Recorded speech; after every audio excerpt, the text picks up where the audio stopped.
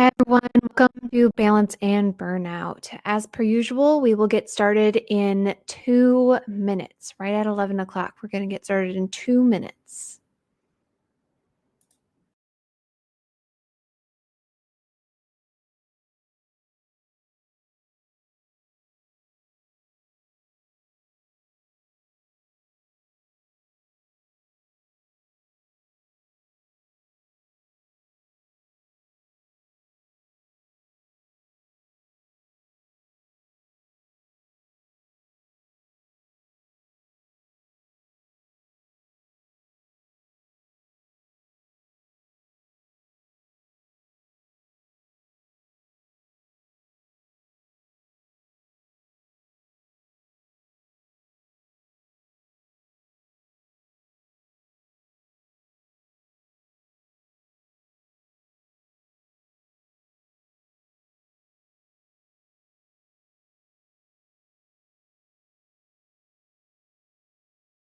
In 1 minute, right at 11 o'clock.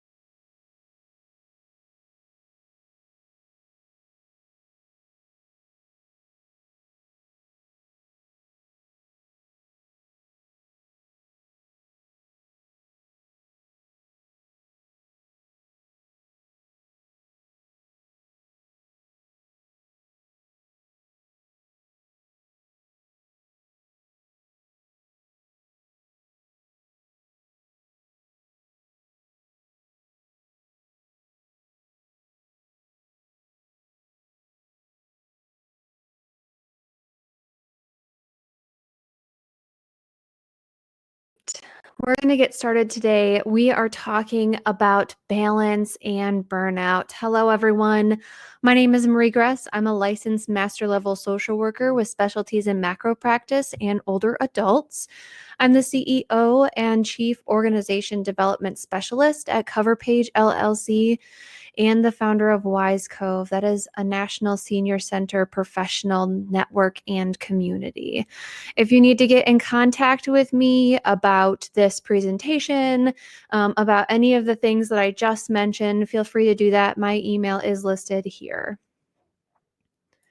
A little bit about CoverPage. So, like I said, we are organization development specialists. We use the systems and strength-based approaches to make improvements across your agency's departments to increase your efficiency, your effectiveness, and your impact. During our work, we found that the three most common pain points for our clients tend to be in the management and development arena, narrative and design, and then technology solutions and support. Actually, for that last one, we made a department called Cover Tech that handles our technology solutions and support. You'll hear from them at other times. So, this conversation today about burnout and balance, this falls underneath our management and development umbrella. So, as a manager, you might be thinking, how can I structure our changing infrastructure so it's productive? My people are burnt out, they're tired. How, as a manager, can I work my team through some of this? As a leader, you might be asking, how can I just support my team during this? Two different perspectives. I always make a distinguishment between managers and leaders. And then this other piece of development, how does this topic of balance and burnout, how does that apply to the services you provide? We at CoverPage work mostly with community-based services, food pantries, churches, some social services. Senior centers are my specialty. And how do these things of burnout impact your services, whether it's your team or your client base, those types of things? And we'll dive into some of those. But we are going to be talking a lot about self-care. Self-care is the first part of balance, is taking this burnout and balance is taking care of yourself, and we'll dive into some of that. But as a leader, a manager, a development person, you need to be taking care of yourself before you can do anything for your team and your clients. Our agenda, we're going to talk about what is burnout. We're going to ask and talk about, why am I feeling that way? Remember, we're starting with the self. How can we input balance to work through some of this? And then what are applications to my team, and what are applications to our services with burnout, with balance? How does that all play together? If you have any questions throughout this talk, please feel free to drop it in the chat. For this talk specifically, the ideas really build on each other. And I have found that with this topic, people, when they ask questions, get a little ahead of me. So I'm going to be answering all of the questions at the end. Feel free, as I am talking, to write them in the chat. You can share it publicly, or you can send it to just me privately. Let's get started. What is burnout? Burnout is a process. You don't just become burnt out. There is stages leading up to it. You can Google it, and some people say there's 3 stages. Some people say there's 5 stages. I'm not interested in the number of stages right now. I just want you to understand how we get there. So it starts with stress. So when you are in a stressful situation, your body actually physically tenses up, that fight or flight, freeze type of scenario that I'm sure you've learned about at some point. But you are physically tense from this stressful situation, but your body is actually producing hormones and other things that produce a stress response in you that also affects the brain. So it's not just your body tensing up, it is in your brain too, which makes sense. A car is barreling at you and you tense up, you have to make a quick decision on what to do.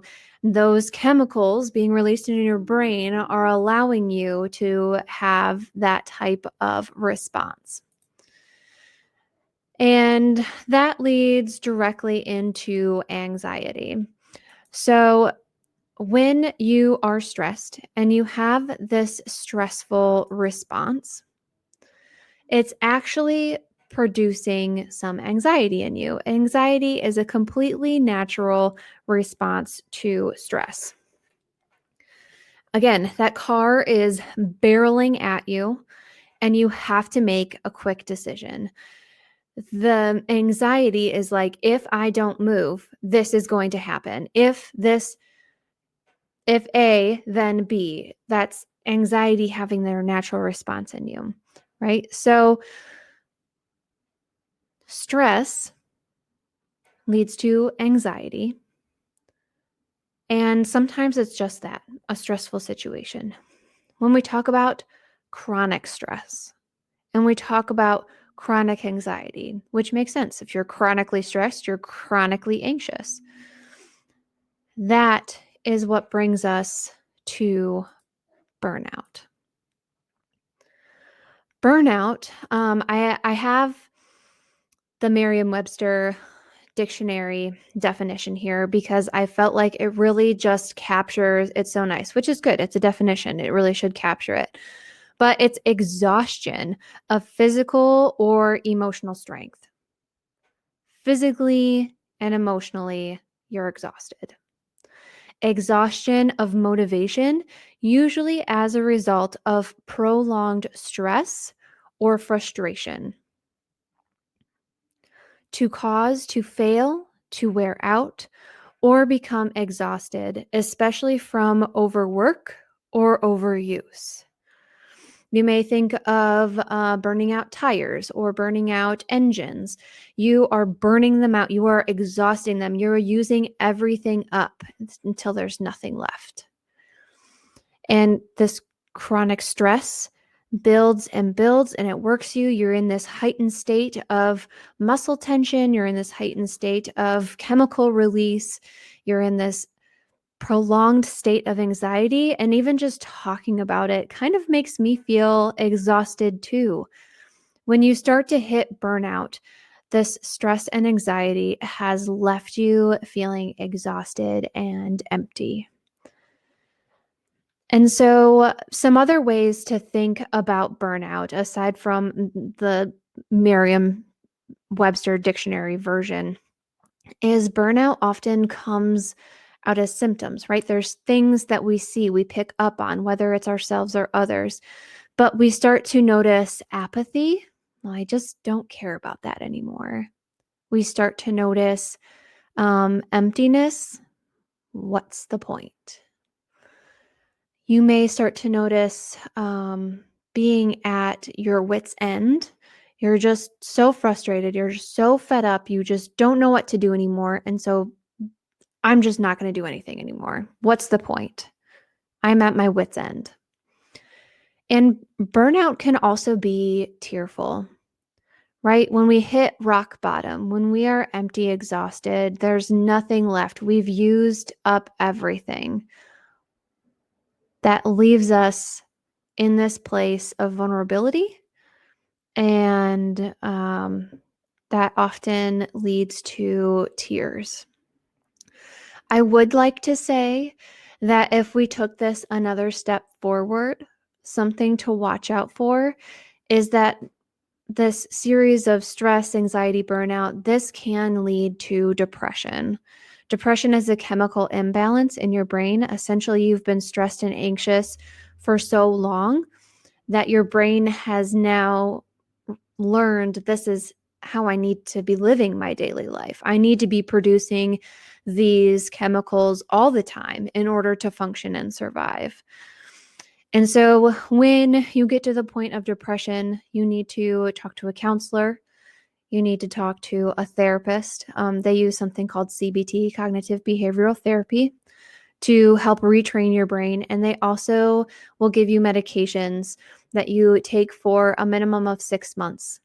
What these medications allow your brain to do is to relax, reset, and heal so your brain then can function normally as it did before this chronic stress, this chronic anxiety, and your burnout. Some people feel like burnout and depression are overlapped. Sometimes they feel like they're parallel. In any case, if you get to this point, or if you see someone else get to this point, they need to get some professional help. So that's my caveat to this burnout talk. If you get to that point, something else needs to happen. But let's say we're just at burnout. For the sake of our talk today, we've been stressed, we're anxious, now we're empty. What's the point? At wit's end, apathy, emptiness, all of that. Why am I feeling this way? How did I get here? Sure, you say stress, you say anxiety, but I don't understand what in my environment, what in my systems is making me feel this way, because I thought I was doing just fine.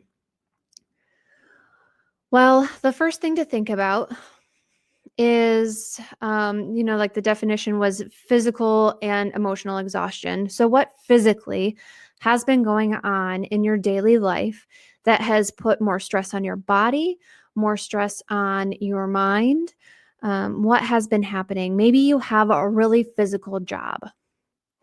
That makes sense when we think about working out, when we think about walking around all day, hiking, those types of things. If you have a really physical life and you're not getting enough rest for your body is going to be exhausted. It's going to cap out at some point and you're just going to feel empty by the end of the day. I know that when I do service projects, by the end of the day or even mid-afternoon when I get home, I'm just like, you know what, I'm tired. I just want to watch a movie. That is a point of stress. For me, I don't do that every day. That is a once in a while thing for me. So I get that once in a while physical stuff in and then I rest. If you are doing that physical stuff every day, you need to be building in rest every day. And we'll get to some of that with balance. So let's say you have this really physical job. That could be a physical stressor. If you are not getting enough sleep, there are plenty of studies out there that show how sleep not only impacts your mental well-being, but your physical well-being. You need sleep to heal. You need sleep to restore. You need sleep to grow stronger. When you sleep, your veins actually expand, allowing for more blood flow throughout your body. And that's what does a lot of this work that I just mentioned. So if you're not getting enough sleep, if you are struggling with a sleeping disorder, if you are going through menopause, a lot of sleep interruptions happen there.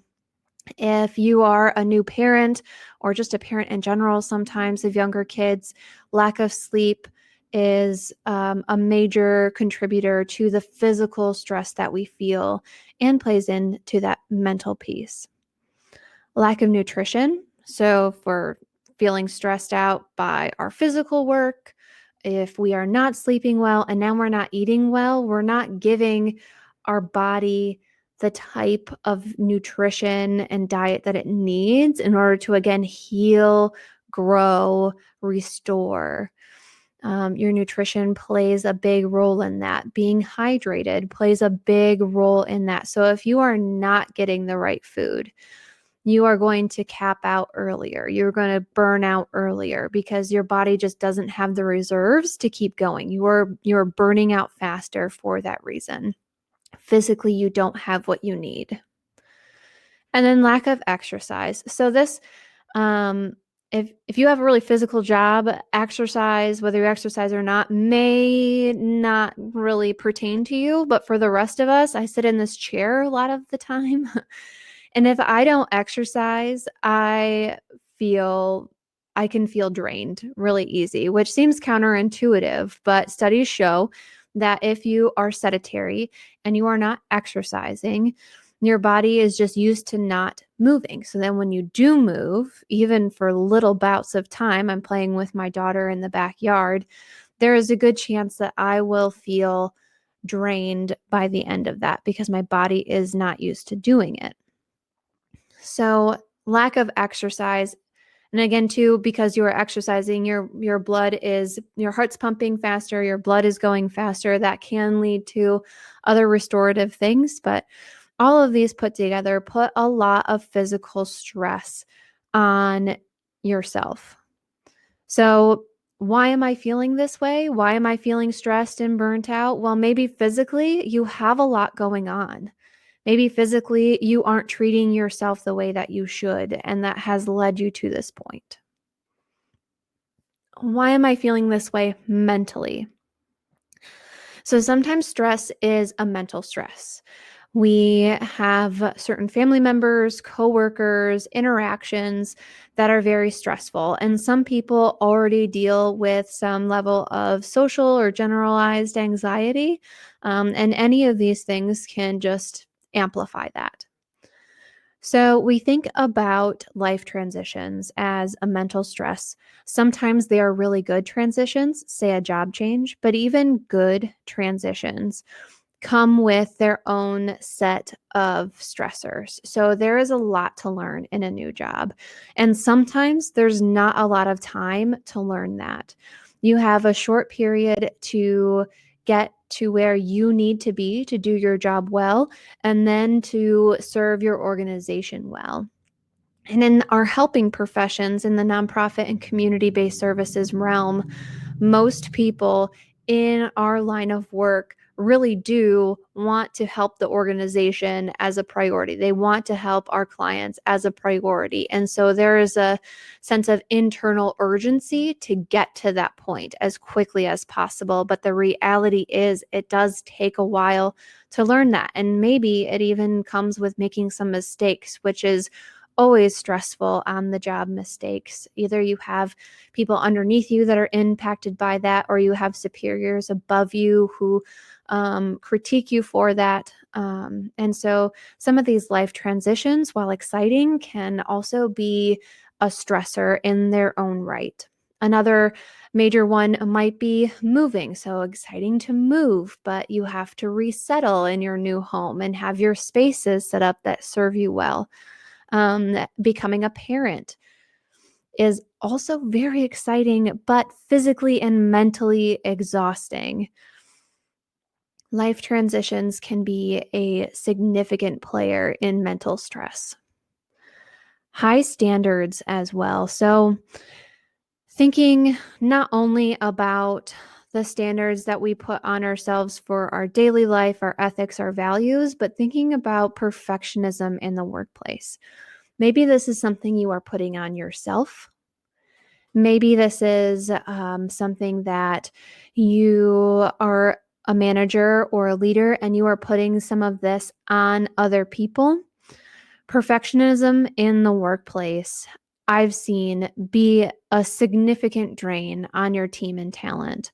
And not to mention yourself. So let's say you are having these high standards for yourself. And don't get me wrong, having high standards is a really good thing. I'm someone who pushes to excel. I push to make people happy. So if someone has a high standard for me, I am working towards that, knowing that it is making me a stronger professional. So don't mishear me when I say you shouldn't have high standards. I'm not saying you shouldn't have high standards. I'm cautioning you against, excuse me, I'm cautioning you against perfectionism. It's a little bit different. And I also caution you on the approach to your high standards. And we'll talk about that one a little bit more in balance because it has to do with communication.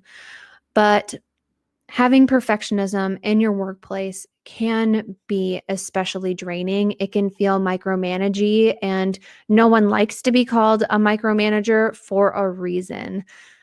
So keep those things in mind, whether you are the person putting high standards on others, on yourself, or you are someone who is receiving someone else's high standards. Let's say your boss, your superior, your board have very high standards for how you handle COVID. Um, there's a lot we don't know about COVID. There's a lot we have been learning day after day, and it changes all the time. And then there's funding that you have short windows to apply for. These are high standards for you to live up to.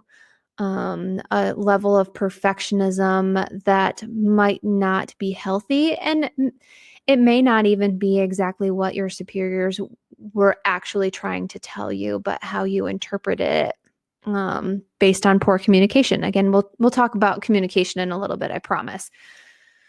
The last piece of mental stress that I want to mention when it comes to burnout is uncertainty, which makes sense. Uncertainty. So let's talk about stress again. When you're in a stressful situation, anxiety is a natural response to stress, and it helps you make a decision. But if you don't have enough data to make a decision, enough input, enough information to accurately make that decision, you are stuck in uncertainty. And if you can't make a decision, that means you're stuck in this anxious state. Not necessarily that you have diagnosable anxiety, but you are stressed and anxious because you don't know how to make this decision. You don't know when you can make this decision. This level of uncertainty can be very draining. It keeps you in that stress and anxiety state for longer, leading you to burnout much faster. And the last thing I want to talk about as an overview for why I am feeling this way, why I personally may be feeling burnt out right now, is COVID-19 stress. So if you're watching this as a recording, it is October of 2020, and we have been in COVID for about 8 months now. And it's a stressful thing. We are on alert all the time to stay healthy. How can we maintain our own health and others' health? Even if you're someone who is already at a burnout stage for COVID-19, anytime you put on a mask, you may be thinking, I just don't care about this anymore. I just want this all to be over. Those types of thoughts. Anytime you put on a mask, your brain subconsciously is thinking about, I am doing this to stay healthy. I am doing this to keep other people healthy. I am going to be cautious of people coughing and sneezing. I'm going to be cautious of what I touch and what I pick up at the store because who knows who else touched it, So even if you feel like you're already at this point of burnout with COVID, which is a pretty dangerous place to be with a pandemic, but you are still on alert to stay healthy. And it's probably something that's preventing you from finding some additional balance without even knowing it, because it's a subconscious response that your brain is working through. So COVID has been a very prolonged period of stress for a lot of people. If you are in the workplace, involved with your church or another community group, maybe even your group of friends, do we meet? Do we not meet? Do we meet, but it looks different? Excuse me, having this fight over being opened, being closed is stressful conversations. There is a lot of research and studying that has to go in, a lot of planning that has to go into any type of activity that we have outside of our own households these days. And that is stressful. It's anxiety producing. What if they don't agree? What if they don't come? What if, what if, what if? Those are all anxious, worrying thoughts. That is leading you to burnout. And then the final note I have on COVID-19 stress for right now is trauma. I have a link here to Google Scholar. There are handfuls of articles already that talk about how this COVID-19 season has caused traumatic responses in people's brains, how we have certain triggers and fears around COVID-19 and how that is impacting our daily life outside directly of COVID-19. So that's definitely something to think about, that during this COVID-19 stressful time, you are being physically and mentally exhausted from all of these things, in addition to what's happening in your personal life and your workplace. And with all of that said, I want to just take 30 seconds to take a deep breath, maybe get up and stretch. We're just going to take it back just a notch, because I could feel in my body a tightness in the chest, clenching of my stomach. Maybe I was swiveling back and forth in my chair, but I could feel myself getting worked up. And maybe you listening could feel yourself getting a little worked up during these topics.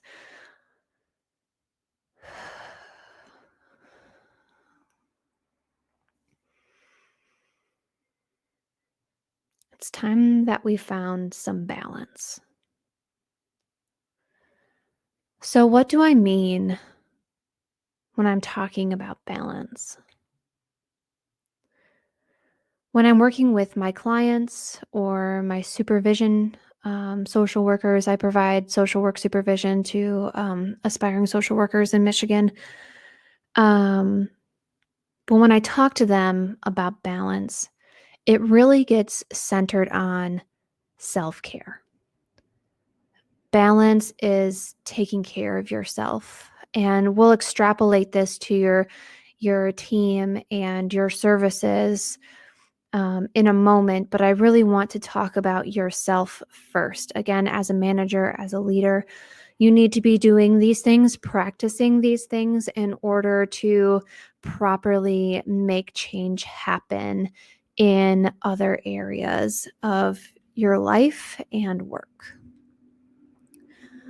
The first thing I advise when doing balance and self-care is to do a check-in. And that's essentially what we did the first portion of this webinar. We talked about what is burnout. Why do I feel this way? So you need to identify what am I feeling, and then identify how did I get here? What might be contributing to these feelings? You would be surprised how much just identification of your feelings and identification of how you got there, how much impact that can have as you work through the rest of this balance exercise. So when you're doing your check-in, there's some people who are introspective, introverts. They want to journal. They want to sit and think. They want to look at the water and just let the thoughts kind of come.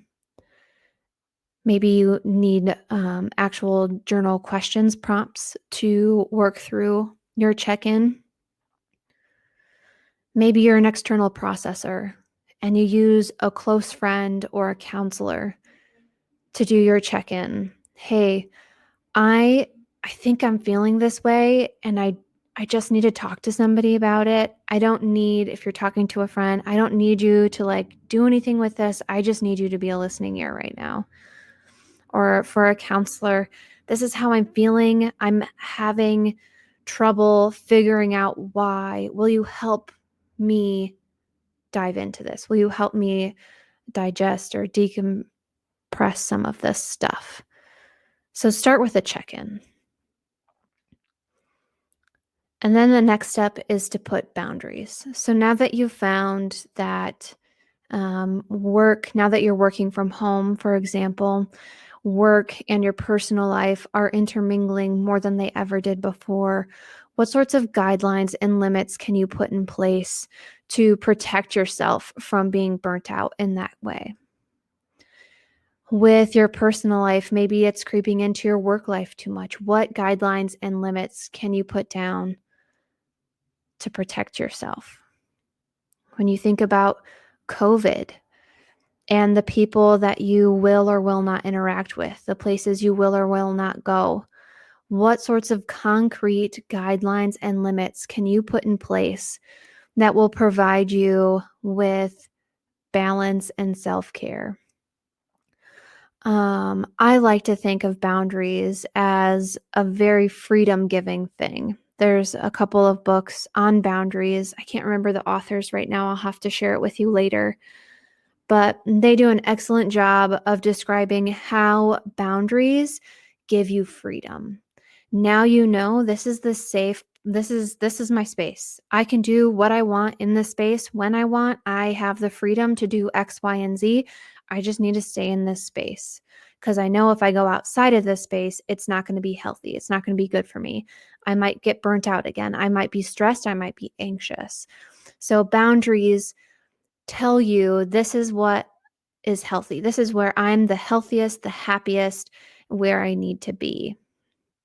So what kind of guidelines and limits can you put in your life that are going to help you take care of yourself physically and emotionally? Remember, burnout is exhaustion physically and emotionally. It's an exhaustion of motivation.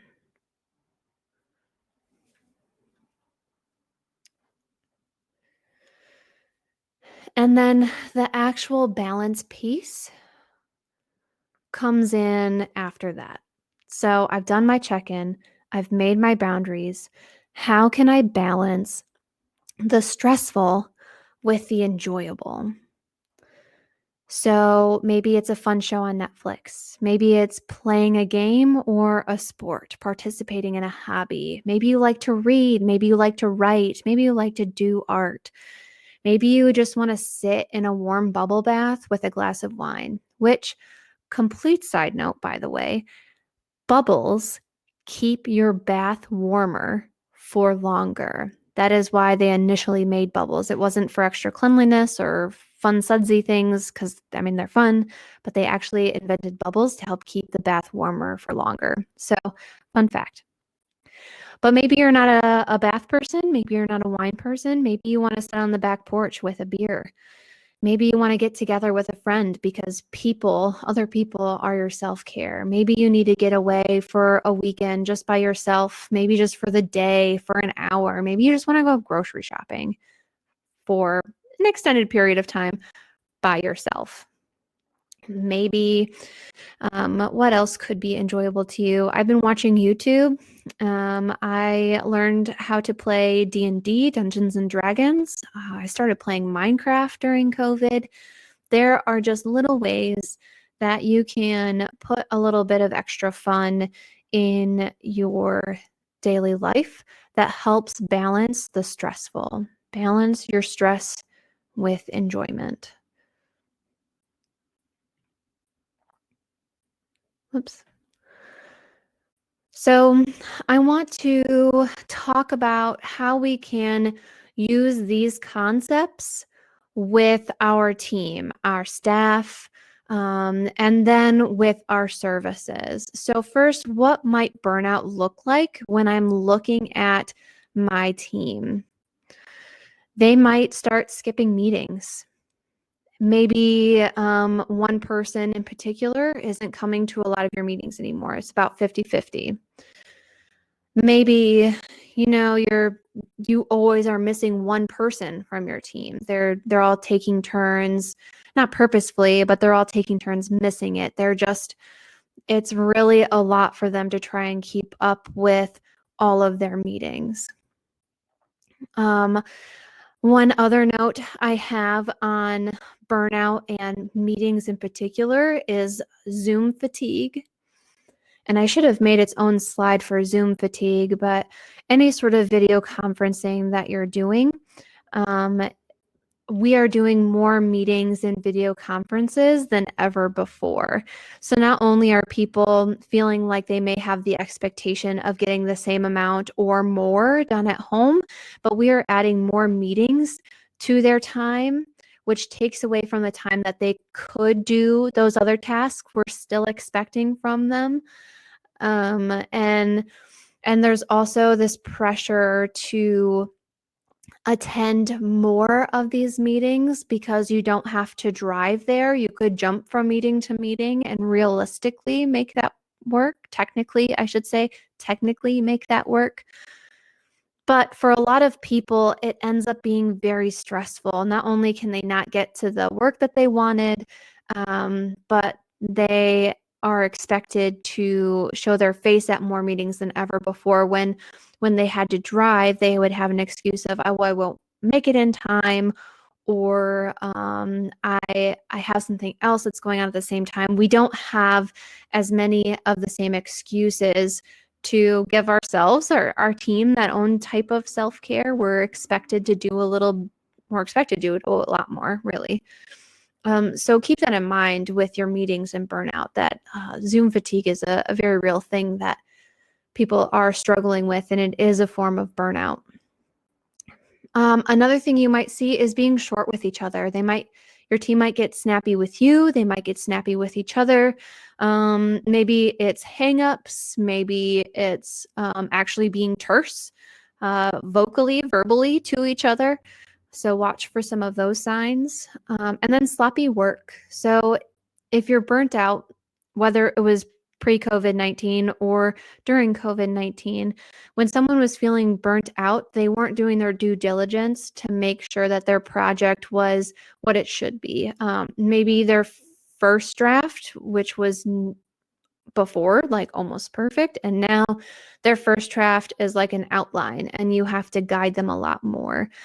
Maybe you're finding a lot more errors. Maybe you're finding that they're not following through with some of the tasks that you've given them in fixing their errors or something like that. They figure that maybe you won't notice. I can't do it anymore. I'm so tired.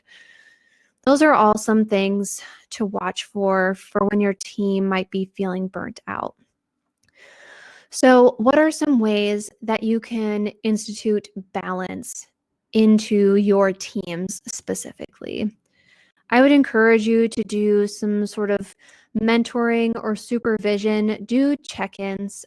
Social workers are required to do it once a week for an hour. Maybe you do it once a month because you're probably suffering from some Zoom fatigue too.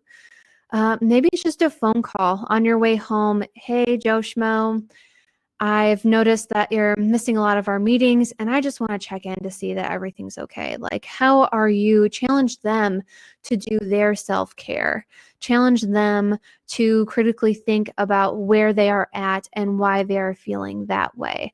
Because together you could probably work on it. Not that you need to be counseling your staff, that is not your place. But it is your duty as a manager and a leader to work through some of this stuff, to have these conversations with your staff and make the appropriate resources available. Balance and structured meetings. A lot of things that I've seen, people feel like they need to have meetings, or maybe they do have a structured time that they meet, a certain day of the month or something like that, but they don't really have an agenda set. And so what happens during these meetings that are not structured is people will dominate the time. They will do more chit chatting than actual content. They might, essentially, they're just not using the time the way that the person coming to the meeting was expecting for their time to take. For their time to be used by. So if I'm going to a meeting on reopening and it's supposed to be an hour long, and we spend the first 20 minutes just doing introductions and yada yada, that means we're only talking about reopening for 40 minutes, and that's not what I signed up for. I didn't come here to meet everybody. I can see where that is a valuable piece of networking, but at the same time, I have some other meetings I have to get to and somehow plan my reopening strategy, and I just don't have time for this. And that burns them out and makes them frustrated and angry, and that builds on their stress and their anxiety, and you can see how this is a cycle. So I advise, for balance purposes, that you keep your meetings as structured as possible. Just because you are meeting on Zoom doesn't give you any excuses for having a sloppy meeting. You need to have your timing. So whether it's every day you're meeting with your team for 20 minutes, and that's length, so timing and length. Maybe you're meeting once a month, depending on the type of needs that your group has. You need to figure out timing, and you need to figure out length in a way that appropriately uses everybody's time. And then content. Structure your meetings with an agenda. People coming appreciate an agenda because they know this is the progression of our meeting. They know this is how we are going to go forward. This might be the material that I need to bring, the questions that I can ask, because now I know this is what is expected. And so that is a great way to structure your meeting. It is a great way to insert some communication into what you are doing and expectations. So it's like a 3-for-1 thing. Make an agenda. It's extremely helpful. So we talked about perfectionism and high standards earlier when we were talking about burnout, and how high standards, especially perfectionism, can lead to burnout. It is stressful to have perfectionism imposed on humans who are prone to mistakes. So I want you to think about, what standards am I putting on my team? And I want you to think about how those are communicated. So let's say your expectations now are that person A is now doing job A and person B is now doing job B. But they weren't initially doing job A and job B. Initially, there was a job C and D, and we kind of had to reinvent some things. And in the process of reinvention, we passed off some tasks that were brand new to each of these staff people. And so the expectation is that you are answering the phones. The expectation is that you are doing intakes. The expectation is that you are doing this, but you haven't had the time to properly train them in these job expectations. And so holding them to a standard they didn't know existed with this job can break their morale very quickly. It will be very stressful, anxiety producing. They will burn out very quickly. So as you are passing job expectations around to your team, make sure that your standards are very clear. Communicate those standards and evaluate if those standards are realistic for this time period. Obviously, you have these standards for a reason. You want them to work in this direction, but making sure that you show grace while they are working in that direction is going to go a long way for their stress, anxiety, burnout, and it's going to go a long way for their morale. It is going to add a ton of balance to your team if you are communicating all of these things clearly. And sometimes for some people, communication to this degree can be very exhausting. It could be a burnout factor for you. And that's why we started with checking in with yourself, doing your own balance. You need to have these things in place and ready to go so you can instill it in your team. It is not your team's problem if you are feeling stressed out and burnt out by this. You are the leader, you are the manager, that is your problem. You need to figure that out. It is your job as the leader, as the manager, to make sure that your team is equipped, that your team is handling X, Y, and Z correctly, that they are getting from point A to point B like you need them to, like it is expected.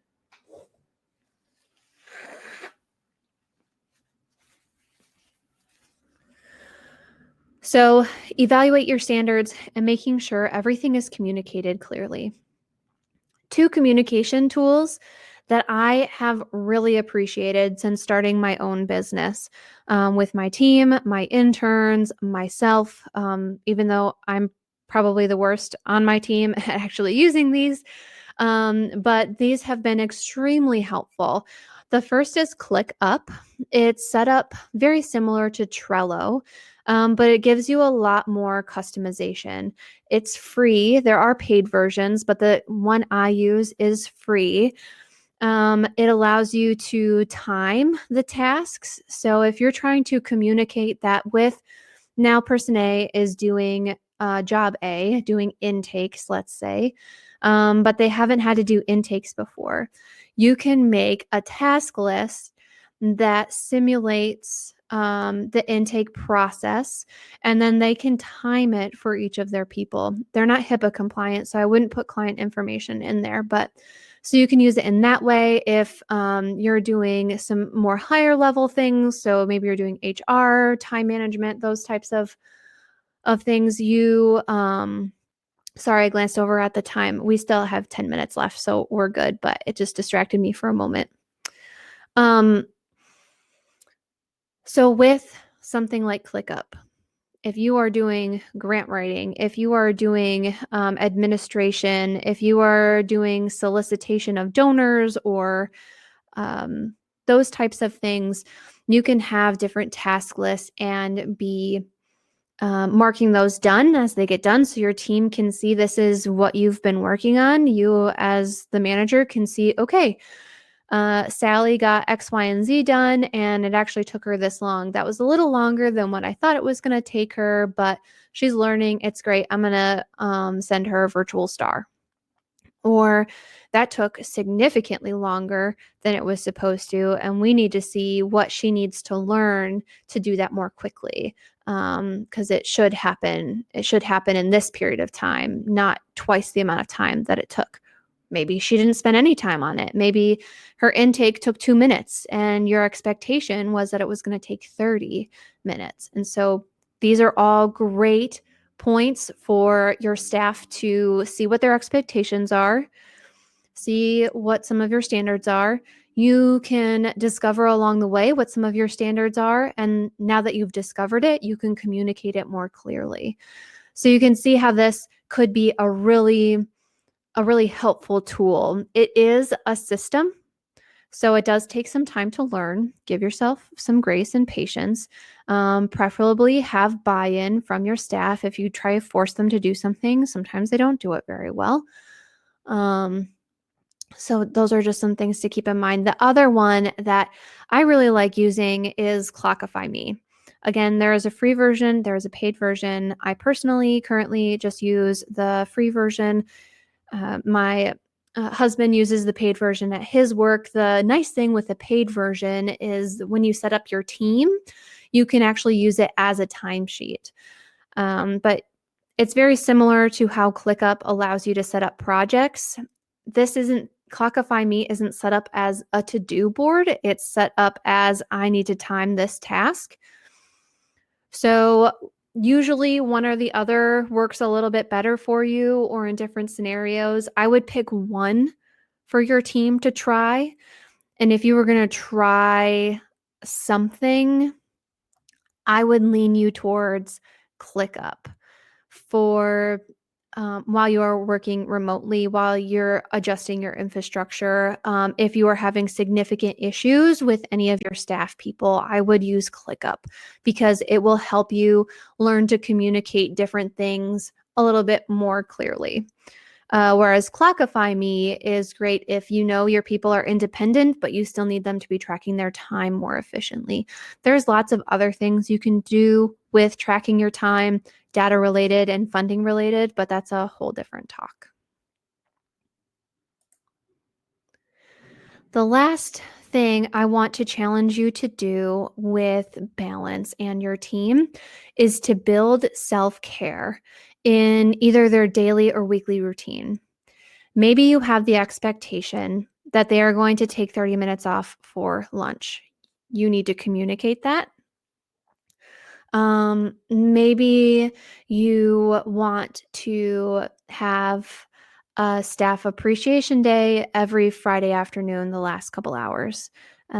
Before you maybe weren't doing anything like that, but maybe you were doing a happy hour type of thing. There are some fun, creative ways to just get everyone on Zoom together and talk. Maybe someone only joins you for a half an hour, completely up to them. Your expectation is that they show up for a portion of it and then leave when they feel it's appropriate. But build self-care into their daily or weekly routine. Show them that as an organization, as a manager, as a leader, you care about your staff. You care about how they are feeling, how they are doing.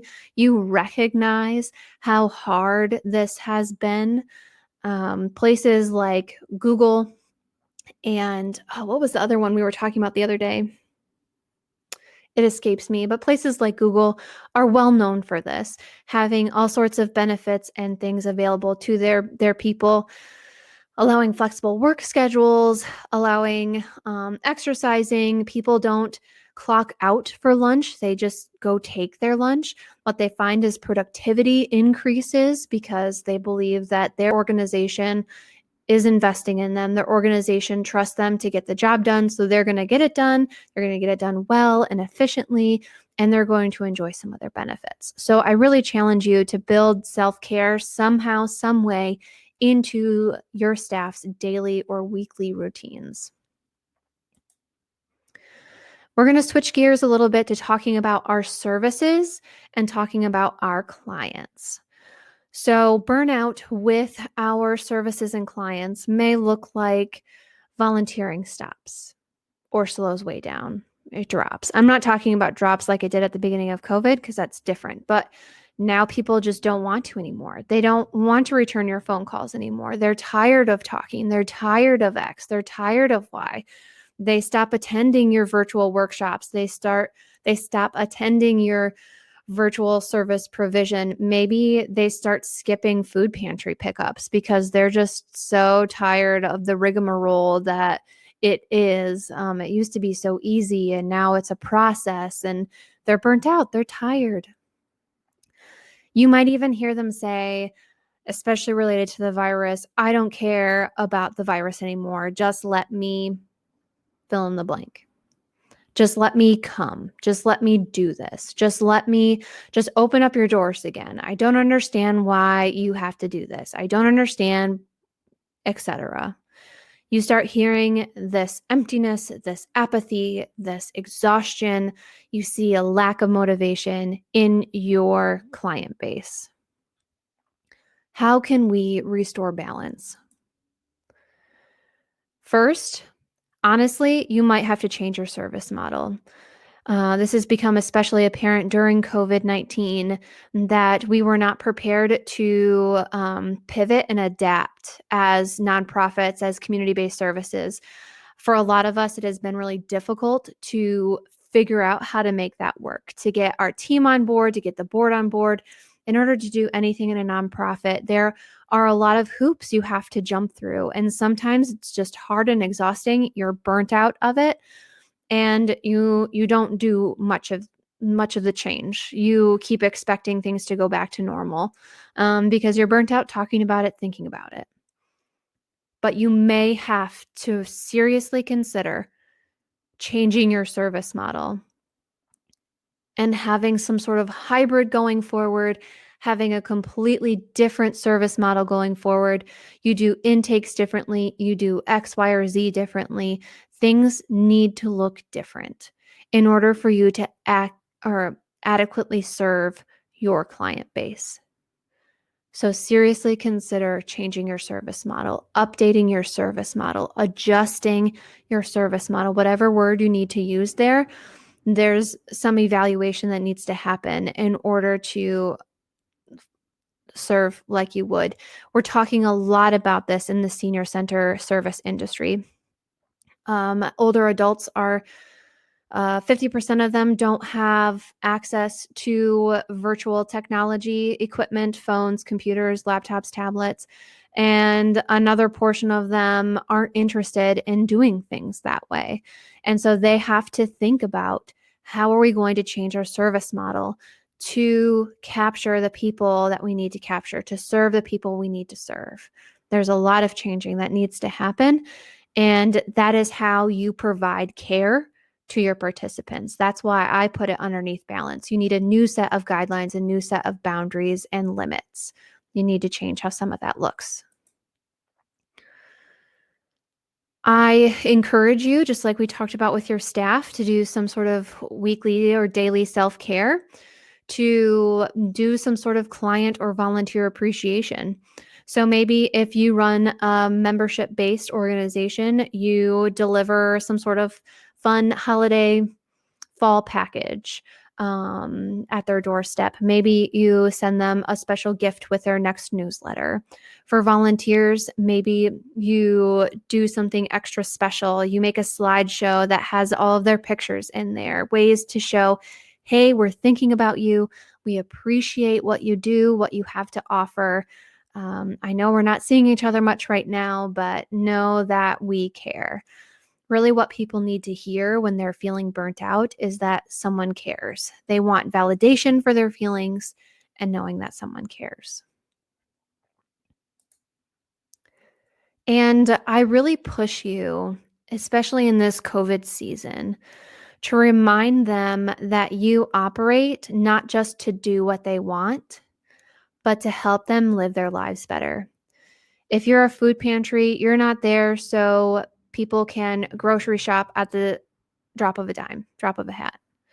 You are there to provide nutritious food once a month. That is your boundary, and you need to stay to it. Things do look different now. And there was definitely that period of adjustment when people were losing their jobs, unemployed, and many people are still in that scenario.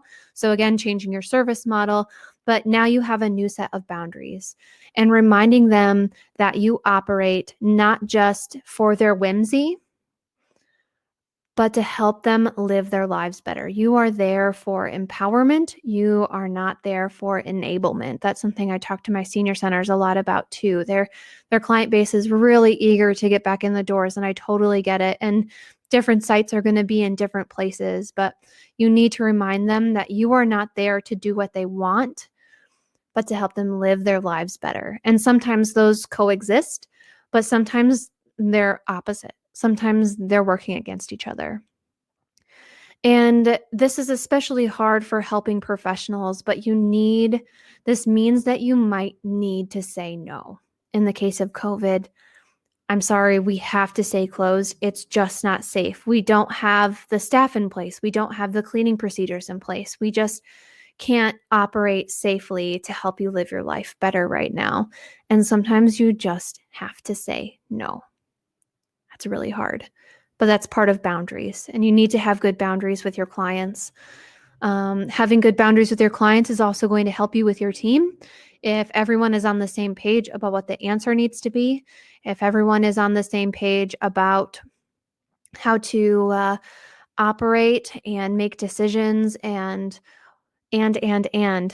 your team is going to be a lot better off for it, knowing that everybody is backing each other up, supporting each other, everyone's on the same page, no matter who the client talks to. So those are some ways to apply balance to your services. We have just a couple of minutes left, so I'm going to take 2 questions, and I want you to think about what act of balance have you enjoyed recently? What have you done with your team, with your clients, or personally? What have you done?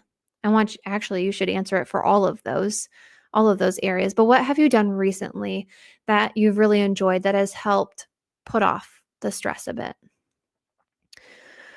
Someone wants an example of how to do client appreciation. So with the holidays coming up, there was back. Okay. So one idea that I saw for Halloween is to get booed.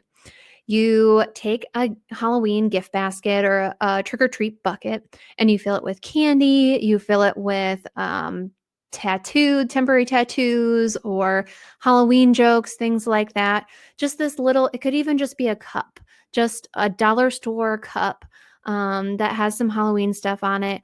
And you drop it off on their doorstep. You knock, you run away. It says you've been booed. We at organization X miss you. We're thinking about you. Please let us know if there's anything that we can do for you. It's something little. It's something fun. They'll feel touched that you brought it to their house. That can be really resource intensive to deliver everything. So you may want to use volunteers for some of that too to help you with all of those deliveries. But that's a fun idea that I saw for October. I have other ones for later in the year, but that's a different webinar, so I don't want to go too much into it. I can take one more question, if there are any.